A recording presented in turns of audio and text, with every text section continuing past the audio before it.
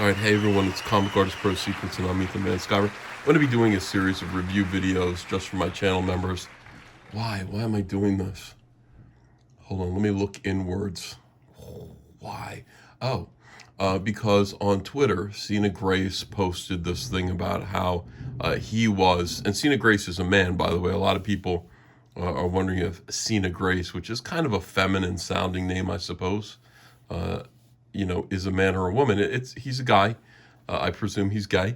In fact, I'm pretty sure he is, based on the fact that he got to do this comic at Marvel.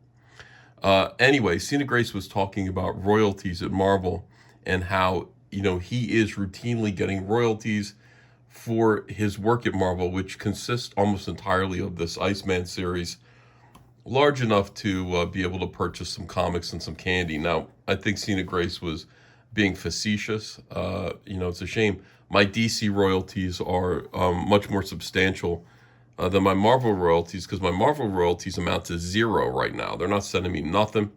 Was it something I said? I don't know. I'm not sure. But anyway, I realized as I was looking at Cena Grace complaining about Marvel with humor, I said, I've never read Cena Grace's Iceman series. Pretty much all I've done is I've watched the reviews, the Comicsgate reviews of the Iceman series, and I feel like I've read the series, but I haven't. And quite rightly, there have been a few anti-Comicsgaters who have approached me with, this tactic. You criticize the comics, you criticize SJW Comics, but have you read them? That's not really what I do. I'm not a customer. I'm not a fan. I'm a professional. I'm a creator. I'm not somebody who cares if this comic is good or not. It's just not my concern. That's the concern of a reader, a regular Marvel Comics fan. My concern, of course, would be more about industry issues, people's the conditions under which creators like myself would be able to work at these companies, and whether or not the characters themselves are being looked after and stewarded by people who actually care about them. So I guess to that degree, reading the comics might be of interest to me. So I'm going to, I made this kind of commitment to read the entire Iceman series by Cena Grace. It's 11 books that I got on eBay. And I'm going to do it. I'll do reviews for each of them. I will actually read these comics objectively. First thing I want to say is I was shocked pulling them out of the box. I was shocked at the quality of the book itself. I've been in Comicsgate now for about 4 years, and so I've become accustomed to prestige format, constant prestige format in our publishing practices. Our comics are... Cyberfrog Blood Honey, I said was like the Ferrari of comics. I wanted it to be really, really an exceptionally beautiful comic book of high quality. This, I don't even know. Like, this is like a free comic book. The quality of the cover stock and the quality of the interior paper. This is like a free comic book, a free Marvel comic book that would come inside, like a special edition that would come inside a copy of the Philadelphia Inquirer, and it would be about, it's Marvel Comics meets the Philadelphia Eagles, and Marvel Comics would have done some kind of thing where they did every single football team in the NFL, and hey, it's a free collector's edition, really low quality because the print run would be extraordinarily high. That's what this feels like to me. The super cheap comic. And yet I look at the price tag on it. This is a $3.99 comic. I don't remember this. Collecting Marvel Comics, I don't actually remember them ever feeling this low quality. But that's just, is that an issue? I don't know. It kind of is to me. I would be disappointed as somebody who actually did this comic, who actually produced it. On the other hand, I haven't held any of my... Hal Jordan and the Green Lantern Corps, I haven't really played with any of those comics, played with them in a while. I don't know what they feel like anymore in comparison to my beautiful Cyberfrog comics. So who knows? Maybe this is industry standard, and my standards have just gotten have just improved. All right, first thing that I want to say about this comic is the cover is horrifically gay. And I don't mean that like gay, like lame. I mean like literally, this cover is homosexual. Iceman's Iceman is positioned on this cover to suggest that this is a men's fashion magazine, which I guess is okay. I don't know what's going on here with his hip, except that it's cocked to the side. I kind of lose track of where. I think that's his leg coming forward like this, but I can't really see. I don't know what's going on here. I will say that I hate, with a fiery passion, this artist's rendition of every single character on this cover. This cover, and the characters that are portrayed, are so awful. They do violence to Marvel Comics characters. You've got Juggernaut here, who looks like, I don't know, Rosie O'Donnell. I don't know what's going on here. Why does the Juggernaut have lipstick on and mascara? I'm not sure why he's made to look this way. The one female on the cover is doing that kind of like, I don't know, snarky bitch face. Magneto is extraordinarily gay here. By the way, like, yeah, like, dude, where's the rest of your head? Like, I don't get it. The lipstick and the whole finely trimmed beardage there. Mr. Sinister is a transvestite. All of this. You got what's his name here? This is Apocalypse, and his line of sight is right at I guess the penis of Iceman, who is also doing this kind of like, check me out, kids, kind of look on his face. Awful. This is an awful cover, and I will say that having just briefly looked at all of the comics from this series, they're all at least consistently terrible. All right, we start out this way. I read this book. All right, one of the things that I have noticed about this generation of social justice warriors who decided to bless us, to grace us with their imagination in comics, is all of them live on the internet.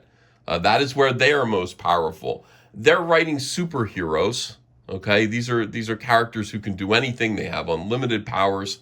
But you see, where social justice warriors find themselves to be the most powerful, where these weirdos and outcasts who have 100,000 genders, whose primary feature that they want to tell people is that they're queer or brown or any of these other things that mean absolutely nothing in the real world. Where they are empowered is on the computer, okay? On the internet is where they're powerful.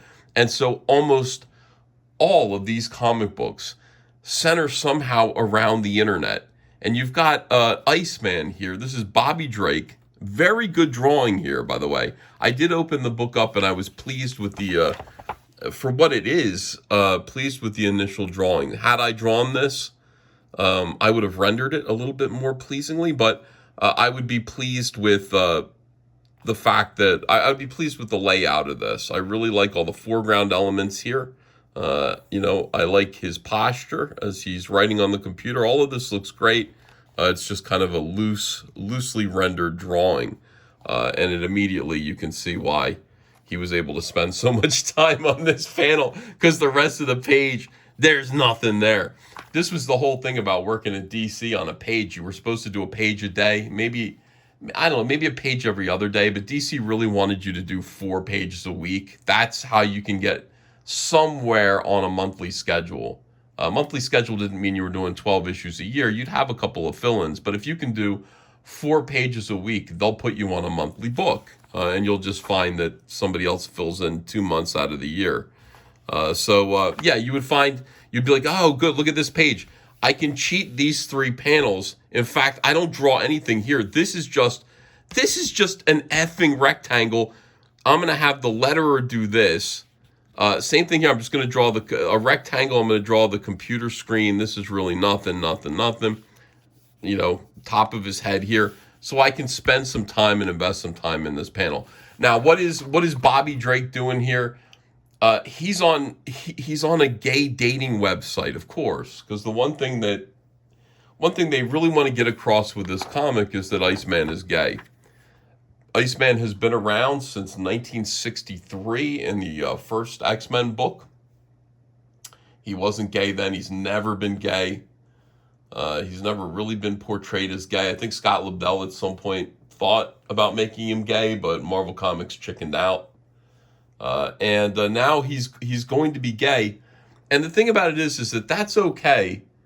What's really worrisome about this whole thing is that he is just realizing, like, this character's been around since 1963, and there are younger generations, as you're about to see, younger generations of X-Men, and he is just now realizing that he is gay, just now, and he's starting to take action about it. Like, wait a second, holy cow, I think I'm gay.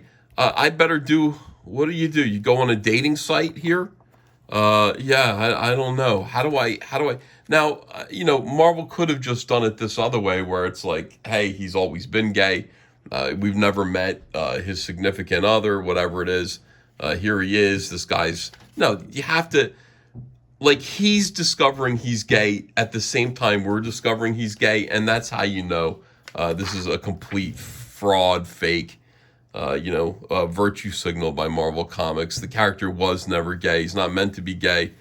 They are making him gay. And by the way, this just adds credence to the whole thing about Jean Grey in Ultimate X-Men, taking this version of Bobby Drake and hypnotizing him, using her psychic powers, saying, you're gay, and him being like, what? And then suddenly he's gay. This is an okay drawing here. You got a nice surfer pose. Yeah, it makes me wonder if this was referenced, a photo reference from a surf picture. You might do that. You might go on Google and, hey, I'm drawing Iceman, and he kind of surfs on ice. So that's what this strikes me as. And the reason why I say that is because there are certain things about it. I mean, it does look natural until you really look. I don't mean to bust the balls of the artist here, Alessandro Vitti. But yeah, like, where is his effing torso? Like, what is going on down here? Like, there's a whole head's worth of human anatomy that's missing from this. But at the same time, it feels photo reference, so it's kind of peculiar. You've got Iceman fighting Junior Iceman. Actually, they don't even, okay. So for some reason, the Ultimate Universe and the regular Marvel Universe are coexisting in this timeline. Okay, that's fine. You want to explain that to people. Here he's like, there's a time-displaced young version of me in the present. He's a cool guy. What? Okay, whatever. Where are they fighting? There's no background here. One would assume this was the Danger Room, and it would be kind of cool to be able to see that it's the Danger Room, or have it be mentioned that it's the Danger Room. By the way, Bobby Drake makes awful puns throughout this. And I guess part of the joke is that, like, he tells a lot of dad jokes, and the younger version of him says, "Shut up. Those are dad jokes. They're not funny," but he doesn't stop. Is this a human being? What is this here? What on earth is going on? Yeah, it would help to see that this was, I guess here we can kind of see that it's the Danger Room a little bit. This is obviously the Danger Room. I'm Bobby, not Robert, not Bob. I go by Bobbert for the right guy, though.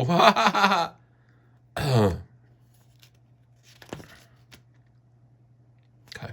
If we're being honest, this is my first time on a dating website, much less one for dating guys. And I'm a little nervous because I have no clue where to start. Iceman, the X-Men. No, that's Spider-Man's Amazing Friends. I'm on a dating website. No idea how to start being gay in my 30s. All right, so I don't know. Who cares? They fight. There's this really gross moment here that younger Bobby Drake, ultimate Bobby Drake.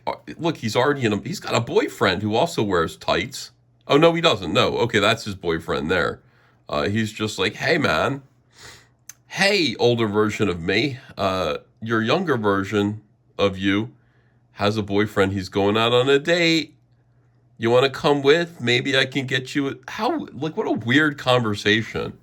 If I saw some older version of me, hey, I'm taking Andrea out to the movies. You want to sit next to us? Maybe I can get another seat. I want to sit next to the 10-year-older version of myself while I'm with my wife on a date. Yeah, it's not weird. All of it's awful. Older Bobby says, have fun, don't send pics. Extremely grimy. There's this incident here. What does that remind you of? What is this? Iceman is Heather Antos here.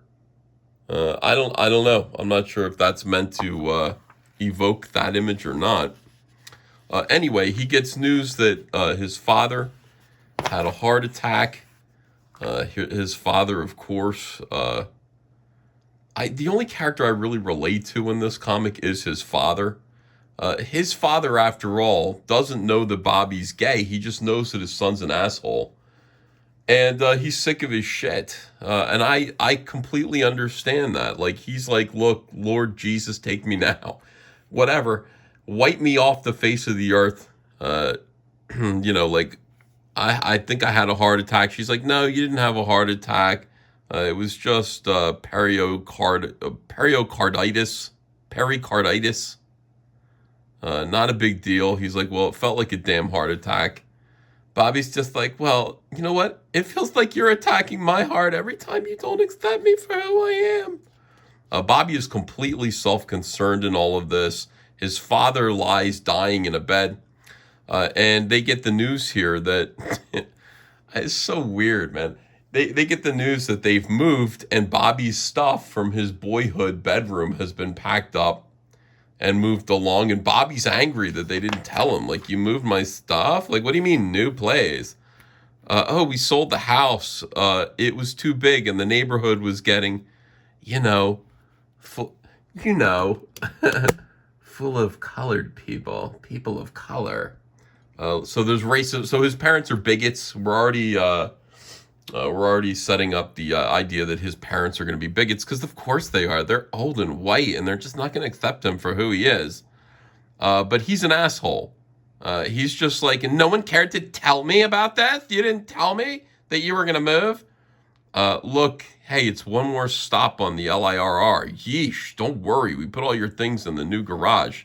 Well, I'll just dispatch the X-Force to pick up my stuff. Thanks. Your father is lying dead. By the way, while he's listening to this bullshit, I'm sure he's got his finger on a button here. I wonder if this is like, I don't know, some kind of something or other that can pump something up the... No, it's a TV remote. He's watching the TV. He's trying to drown out his blithering idiot son. I'm telling you, like, I really sympathize with the father here. He's just like, this close. It felt like a heart attack. I really thought I was going to get removed from this scenario. And then we have this. You've got a woman of color, and she's running. Oh, no! Because a white Christian supervillain seems to be chasing her. This is another thing with SJWs have this mental illness. They think that white straight males, specifically Christians, are all stalking and harassing women of color, especially if they're queer women of color. And she would be, because I think, turns out that she's a mutant.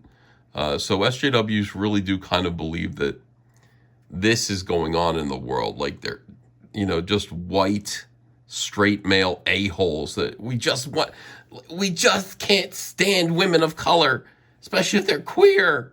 We got to just stalk them. And here comes Bobby. to save the day. He shows up as, Iceman, does a tough guy pose in the hallway, and then proceeds to get his clock cleaned and his wig rocked by this dude who doesn't seem to have any powers. He's just in a football uniform. He's essentially low powered. I don't know if he has any powers at all. Yeah, he just utterly kicks this Omega mutant.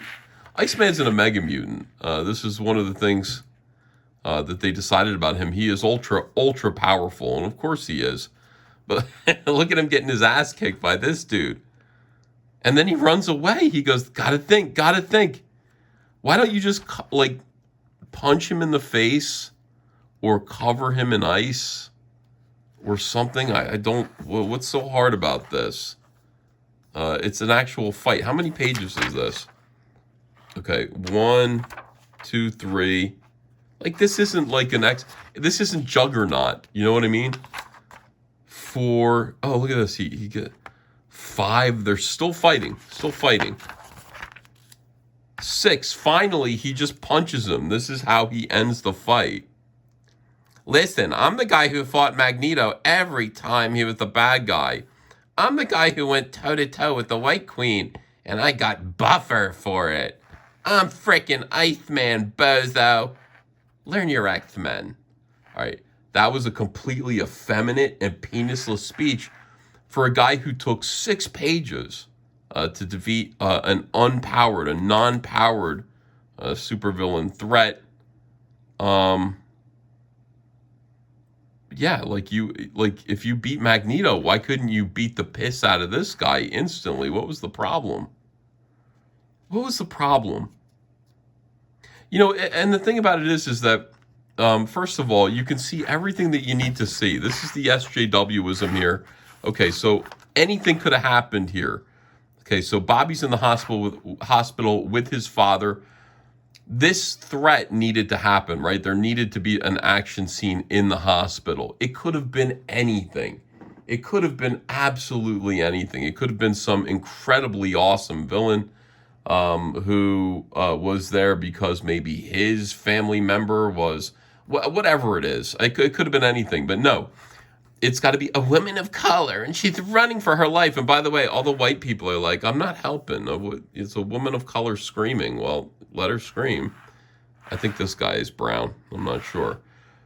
And then, of course, it's like the threat is just like this nondescript. What do we know about him? He's a jock. He's got that going for him. So he's a football player. He's a jock. He's white. He's male. He's Christian. And he's obviously a bigot because he's attacking this beautiful brown person. This is another trope of SJWism, too. What race is she? Not sure. She's just not white. She's got brownish skin. Her hair, though, suggests that she could be Latina. Maybe she's black. Don't really know. She's a brand new race of human being called not white. And they use this a lot. Often. You'll see it, especially in cartoons. It's like, we want to create a character that appeals to people of color. And it's just, well, where is this person from? What is their ethnicity? Whatever it's just not white. That's what they are. All right, so big deal. Hooray! I met a completely fatuous, self-centered. Look how excited she is. This is so bomb. A real life X-Men saved my life. My mom's gonna go mental. Makes having my cruddy power almost worth it. Her power is really strange. She spits and can make something like her spit is solid. It becomes solid. So, yeah. We must train you to use. With great power comes great. All right, just go to hell. Wherever. We don't need you with this school. And then, all right, back to the parents. Look at him. He's very proud of himself. Nobody noticed that the hospital was basically turned into an iceberg. There was a big fight out there. Whatever. And he's mad. He's just, honey, do you think you could possibly maybe leave? Now I can relate to the mother as well. Your father shouldn't be dealing with any additional stress, and there are more news vans piling up. Yeah, I'll go. We love you. This panel is this panel is precious. We love you. Well, do we? Thinking about it again, I'm relating to the father. Okay, maybe I'll come see the new house. Yeah, don't hold your breath on that one. He ain't coming. This guy can create an ice slide right here. He could get there in no time. He ain't coming. And by the way, why not? You know what I mean? Like, why wouldn't you come see your parents? You know, this kind of thing goes both ways, pal. Don't hold your breath. He's not coming. He never comes to see us. We're his parents. He never comes to see us. Oh, validate me. You know, oh my goodness. What's that, Mom? Yes, I did save the world a bunch of times this summer. I didn't get no appreciation. Nobody was childish. Absolutely childish. And then he, oh yeah, I forgot my date. It ends with it. Describe yourself in 500 words or less, and it's shrug emoji. I don't even need, I just need a gesture to describe you, frankly. This book, oh God, this next issue. I've read the first two. I'm going to review all of them. Marvel Comics just doesn't take itself seriously. I mean, look at this Ghost Rider ad here. It's just a clown show. Now, to be fair, this was a while ago. I think this book came out in 2017, but yeah, at the time, it felt like just, we don't take ourselves seriously anymore. Nothing really matters. Who cares? Oh, look. A real hero, Chris Pratt. Chris Pratt, a real hero in the Marvel Universe. Yeah, they want him. SJWs all want him dead. All right, I don't know. What do we do traditionally here? We rip these books up. I'm going to wait until I've read the whole series. Now, my attitude about this is, yes, this individual comic was shit. It really was. It was terrible. And I'm sorry that I read it. But 11 issues go by, and really creative people improve with time, okay? So was issue 2 better? Well, let's find out. Maybe by the time we get to issue 6, this series, Cena Grace's take on Iceman, is just going to be roaring right along. He'll find his footing, and it'll be good. So this issue right here, terrible. The artwork every now and then is impressive. Mostly it's just serviceable, and I'm looking forward to making the next video about issue 2. Let me know what you thought about this in the comments. This video is exclusively for channel members because who else? You would have to be a devoted fan to want to see me review this shit. But that's what Comicsgate is. Thanks, everyone. See you again soon.